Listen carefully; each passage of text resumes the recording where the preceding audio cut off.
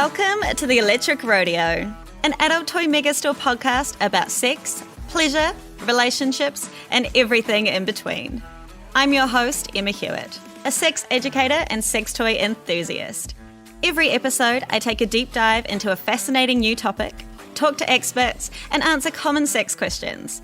Because sex is normal, messy, pleasurable, intimidating, and a hell of a lot of fun. Let's take a ride. Sex is one of the internet's biggest stars, from Pornhub to OnlyFans, and everything in between. According to some researchers, pornography makes up 1/3 of all websites, which is wild, but it makes sense.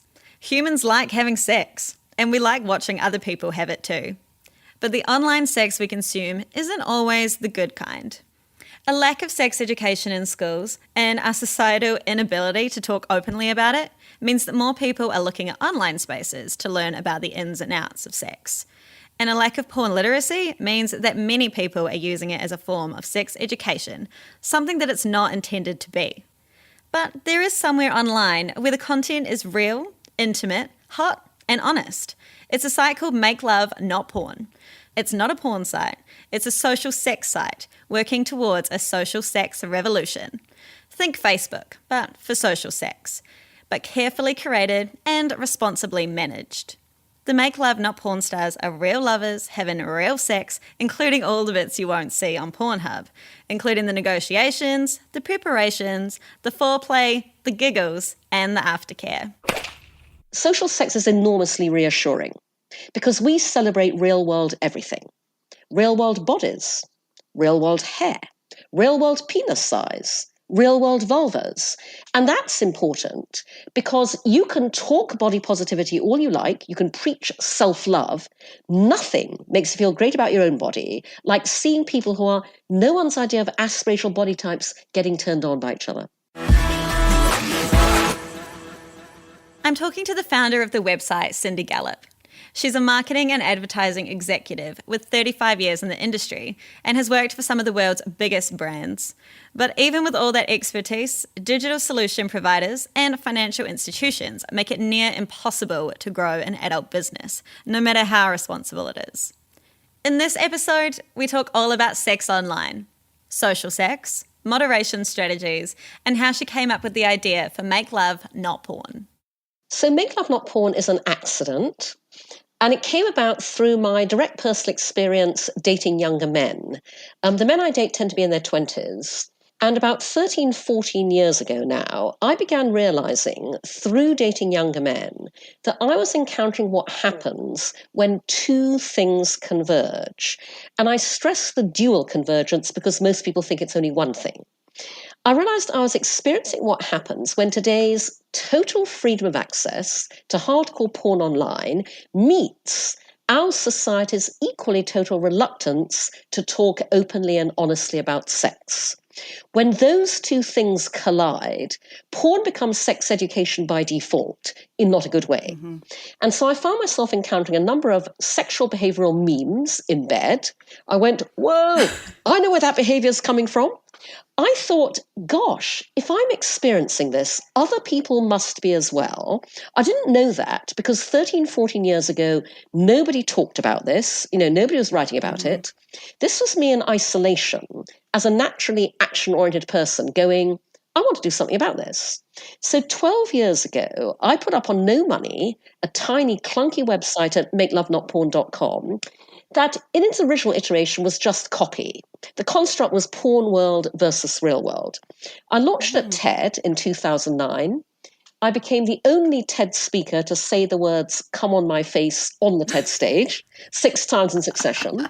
The talk went viral as a result, and it drove this extraordinary global response to my tiny website that I had never anticipated.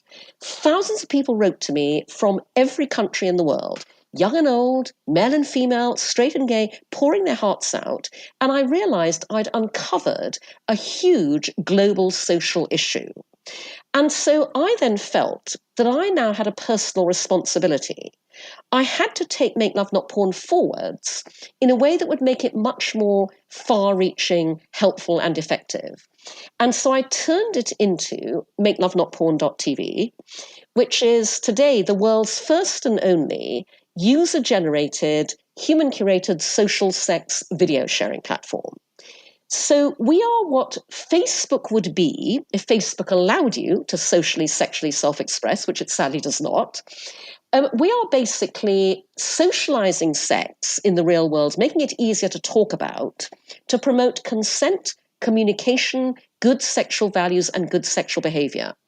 If porn is the Hollywood blockbuster movie, Make Love Not Porn, we are pro-sex, pro-porn, pro-knowing the difference. We're the real-world documentary, a unique window onto the funny, messy, comical, fabulous sex we all have in the real world.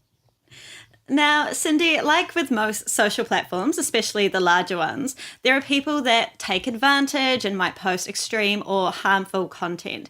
What's your moderation strategy at the moment? And what's the plan for the site's continued growth?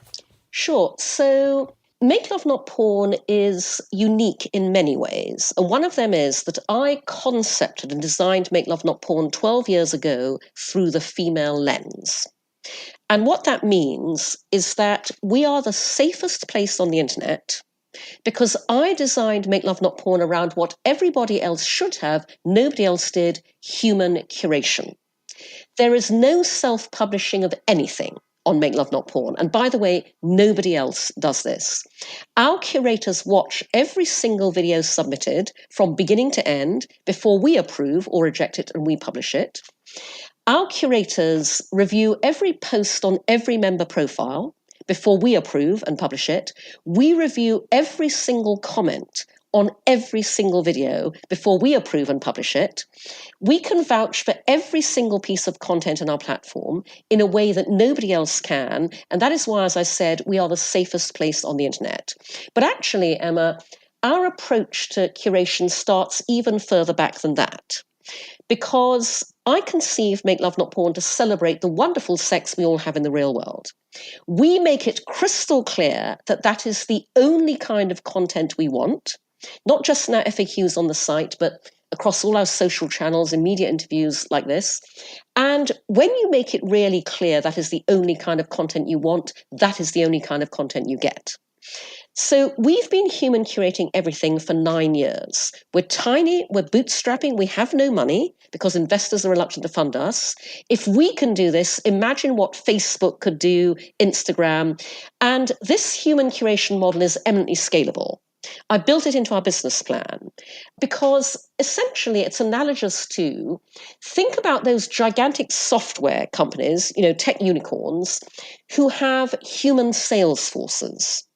They have thousands of people selling their software. And we one day, I sincerely hope when I can get Make Love Not Porn funded to scale, we'll have thousands of curators operating equally smoothly to make sure that we are always the safest place on the internet. And is the reason that none of these other groups do this just simply profit driven, do you think? Basically, every other tech platform on the internet that dominates our lives today was founded by young white men who are not the primary targets, online or offline, of harassment, abuse, racism, sexual assault, violence, rape, revenge porn. Therefore, they did not and they do not proactively design for the prevention of any of those things on their platforms. And we see the results around us every single day. Those of us who are most at risk every single day, women, Black people, people of color, LGBTQ, the disabled, we design safe spaces and safe experiences, but we are not the ones getting funded. White male venture capitalists are flinging hundreds of millions of dollars at white bro founders to build the platforms that threaten all our safety. When we get funded at the same level, you will see a very different internet, one that makes all of us, including white men, safer and a whole lot happier. And as you know, MasterCard recently instigated changes that required banks to act more responsibly in their processing of payments for sellers of adult content. Do you think these rule changes will convince other adult platforms to adopt a monitoring strategy that's more in line with yours? But I mean, MasterCard has absolutely driven the enforcement of far more rigorous practices, which is a good thing. But at the same time, I have to tell you that those specific practices are nevertheless not helping all of us within the bigger picture, because I didn't realize when I embarked on this mission 12 years ago that I and my tiny team would fight an enormous battle every single day just to keep Make Love Not Porn alive, let alone grow it. And that is because every piece of business infrastructure any other tech startup takes for granted, we can't. The small print always says no adult content. And that is all pervasive across every single area of the business in ways that people outside this sphere don't realize. I can't get funded. I can't get banked. It took me 4 years to find one bank here in America that would allow me to open a business bank account for Make Love Not Porn. Oh my God. Biggest challenge is payments. PayPal won't work with adult content. Stripe, that takes credit cards, can't. But every tech service I need to use to operate my platform, hosting, encoding, encrypting, the terms of service always say no adult content. We had to build our video sharing platform from scratch as proprietary technology because existing streaming services won't stream adult content. Even finding an email partner. MailChimp won't work with adult content. We were rejected by 6 or 7 email partners till we found SendGrid who would. Wow. A few years ago, I needed a user experience designer. I put a perfectly standard job description up on Upwork. 20 minutes later, Upwork took it down and told us because we are Make Love Not Porn, we can't advertise jobs on their site. And all of this is massively inhibiting and keeping down a business whose mission is to end rape culture. Make Love Not Porn helps to end rape culture by doing something incredibly simple that nevertheless nobody else is doing. We end rape culture by showing you how wonderful, great consensual communicative sex is in the real world. Our social sex videos role model good sexual values and behavior, and we make all of that aspirational versus what you see in porn and popular culture. And yet nobody will fund us, and the tech and business world is trying to shut us down every single day. That's a huge problem. Yeah, it's a constant uphill battle. And I think that there are a lot of generalizations about the people that are creating the sex content online, but also the people that are consuming it as well. So can you give us a little insight into who your average Make Love Not Porn star is, and also who your viewers are? Sure. So I designed Make Love Not Porn to be the Facebook of social sex.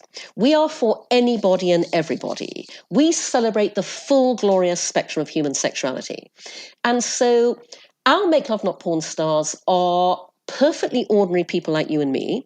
The vast majority, by the way, had never ever filmed themselves doing anything sexual before ever. Right. They're doing it for us because they believe in our social mission. They're doing it to experiment and explore themselves. They range in age from 18 to 80. And by the way, something our older members really appreciate is that we celebrate Make Older Love Not Porn. Because guess what? Older people love having sex too. I'm 61. I adore having sex with younger men. And so both our members and our Make Love Not Porn stars come from the broadest spectrum imaginable. We are all about diversity and inclusion, and we celebrate every sexuality. And honestly, it is literally anybody and everybody. And for those everyday people that are making these videos, are there ever concerns about their family, friends, or colleagues finding out about what they're doing? So I designed Make Love Not Porn around one of our basic principles, which is massive respect for our community. We are honoured that our Make Love Not Porn stars have chosen to share this most intimate part of their lives with us. And so we designed everything about how we operate for their safety, their comfort, their confidence, their trust. So if you're at all worried about, anybody recognizing you, it's absolutely fine to be anonymous. You can wear masks, faces in shadow, out of frame, pixelated. Probably about half our Make Love Not Porn stars choose to stay anonymous. And we have a curated collection of videos on our curated collections page called Make Incognito Love Not Porn, where you can see all the creative ways in one place that our Make Love Not Porn stars adopt to be anonymous. But then the other half are really happy showing their faces.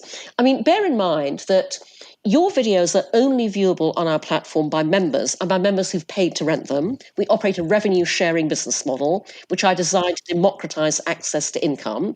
And so half our income from subscriptions and rental fees goes to the Make Love Not Porn stars themselves. But then there are also Make Love Not Porn stars who are very comfortable with their friends knowing that they are contributing to Make Love Not Porn. And this is part of why we call ourselves the social sex revolution, because the revolutionary part about Make Love Not Porn is not the sex, it's the social. And so we have Make Love Not Porn stars who've said to us, oh yes, we've told all our friends we're on Make Love Not Porn. We've told them how much we love it. We've told them to go and check it all out. Our friends said to us the other day, oh, we watched your latest video. You guys are so cute. So that's one approach. Then we have Make Love Not Porn stars who tell us, I've told my friends all about Make Love Not Porn, but I've said to them, visit on one condition, you're not allowed to watch my videos. So attitudes range enormously, and we design for every level of comfort for our wonderful contributors. So in a world where Make Love Not Porn has scaled and is as big as Facebook, say, is there still a place for traditional porn sites? Oh, absolutely, because I designed Make Love Not Porn not to compete with porn, but as a complement and a counterpoint. Mm-hmm. As I said, if porn is the Hollywood movie, we're the real world documentary. People like to watch movies, people like to watch documentaries. Sometimes in the mood for a movie, sometimes in the mood for complete fantasy and ridiculousness, and other times in the mood for a documentary and a fascinating glimpse into something that goes on in the real world. And so that's how Make Love Not Porn is designed to work. Obviously, porn will always be huge. I just really hope that one day social sex will be huge as well. And why do you think that humans are so interested in watching other people have sex? What is it that draws us to this? So, Emma, if you don't mind, I'm going to say in response to that, oh, for fuck's sake. and the reason I say that is because the very fact you feel the need to ask that question demonstrates how ridiculous we are about the topic that is the single universal human experience we're all most fucked up about. Because it's precisely that failure to acknowledge we are all sexual beings.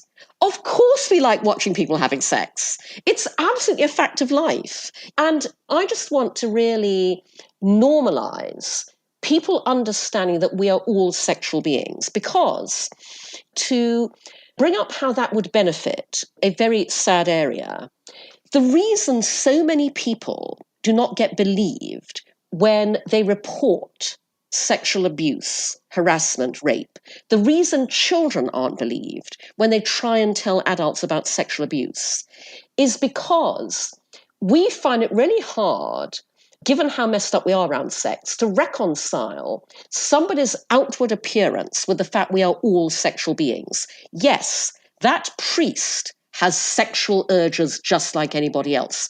Yes, that fine, upstanding male pillar of the community, the doctor, the lawyer, the accountant, he has sexual urges just like anybody else. And when we normalize understanding we are all sexual beings, people will be believed when they say they were abused. We will believe children immediately, not believe their abusers over them. And so, there are so many benefits to being open and honest about sex in the real world. I really love the saying that porn is entertainment, not education, because I think this is where a lot of the issues with mainstream pornography, where these kind of happen. Do you think that it's a lack of sex education in schools and from our families that is causing us to rely so heavily on mainstream porn as a form of education? Yes, of course it is. And this is why for 12 years I've been saying the issue isn't porn, but that we don't talk about sex openly and honestly in the real world. Many things are laid at porn store that should be laid at societies. So ultimately, Make Love Not Porn as social sex exists to make it easier for everyone to talk about sex. And the reason that is so crucial is because we don't talk about sex, It is an area of rampant insecurity for every single one of us. We all get vulnerable when we get naked. Sexual egos are very fragile. People therefore find it bizarrely difficult to talk about sex with the people they're actually having it with while they're actually having it. Because in that situation, you are terrified that if you say anything at all about what is happening, if you comment on the action any way at all, you will potentially hurt the other person's feelings, you will put them off you, you will derail the encounter, you'll potentially derail the entire relationship, but at the same time, you want to please your partner. You want to make them happy. Everybody wants to be good in bed. Nobody knows exactly what that means. And so you will seize your cues on how to do that from anywhere you can. And if the only cues you've ever seen are in porn, because your parents never taught you about sex, because your school didn't teach you, because your friends aren't honest, those are the cues you're going to take to not very good effect. So many issues would be solved if we just talked openly and honestly about sex with our children, with our school children, from the moment they were old enough to understand what we were talking about. Yeah, I couldn't agree more with that. Now, what impact has the pandemic had on Make Love Not Porn? Have you seen an increase in the number of people that are using the site as viewers, but also an increase in people becoming Make Love Not Porn stars? Yes, absolutely. So the pandemic has been terrific for Make Love Not Porn. And actually, that's the two trends that we observe. And Make Love Not Porn is a global platform, so we observe these are global trends. The first is that the pandemic has proven that what we all thought for years is not the case. Because for years we went, the future's digital, AR this, VR that. Boy, oh boy, has the pandemic ever proven that what we are all desperate for on the other side of this is IRL human touch, connection, love, intimacy, feelings, sex. So that's very good news for a platform that celebrates all of that. And then secondly, what we've also observed is that, the whole world has been in lockdown. And when you have families in lockdown together for months on end, partners in lockdown, roommates in lockdown, that forces a breaking down of societal barriers of guilt, shame, and embarrassment around perfectly normal human bodily functions and sex. So if you're a family in lockdown together, you've got to face up to the fact that behind that closed bedroom door, your teenage son is wanking to Pornhub.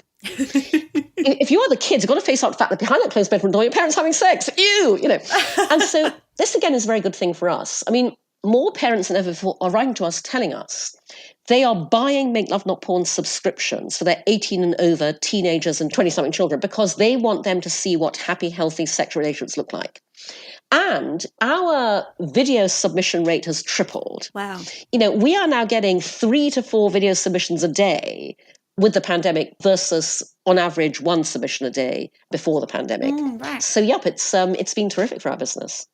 Amazing. I love hearing when COVID has done something good for someone. Now, other platforms like OnlyFans, now whether this is deliberately or not, have gone a long way to make sex content online more mainstream. So why do you think that real sex online is so hard to come by? There still seems to be a real refusal to pay for pornography. There's this term, why buy the cow when you can get the milk for free, which I really hate, but I feel like it's quite a good term for that kind of mentality. Why do you think that is? I want to separate out here porn and real world sex at Make Love Not Porn. And by the way, Emma, we are very semantically precise at Make Love Not Porn. We are not real sex because porn is real sex. Porn is people having sex for real. We are real world sex. So we are the only window onto how we all have sex in the real world. Mm-hmm. And people began paying for what we do from day one.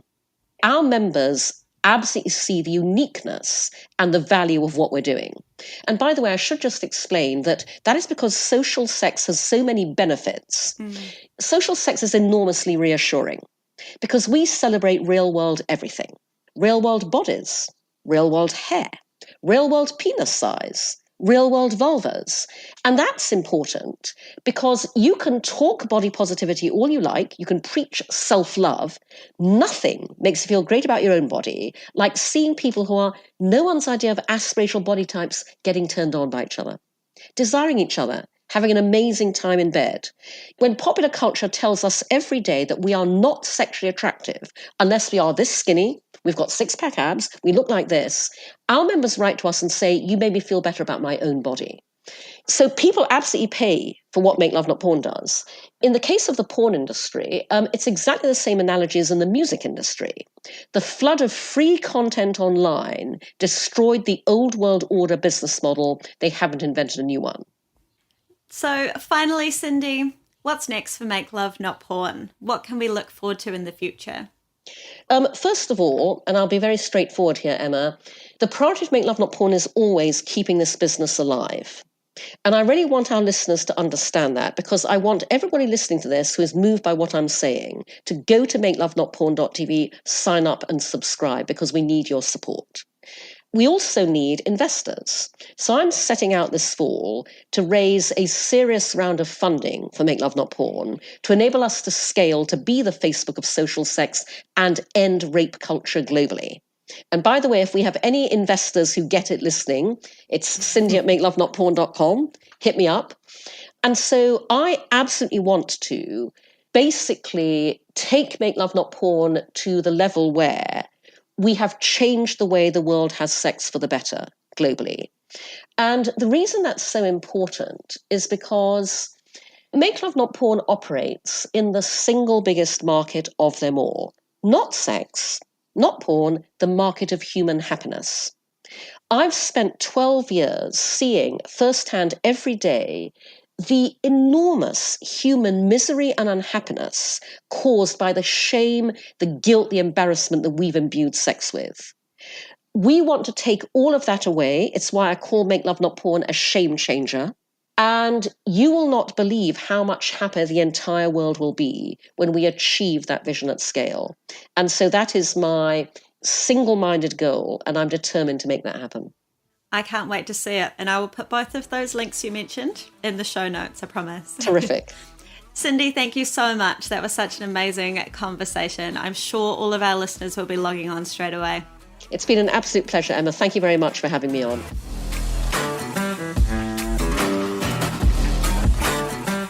You've been listening to the Electric Rodeo podcast for Adult Toy Megastore, produced by Sound Cartel. Follow Electric Rodeo free on Apple Podcasts, Google Podcasts, Spotify, or wherever you get your podcasts. And for more sex and relationships explained, follow @Electric Rodeo Podcast on Instagram.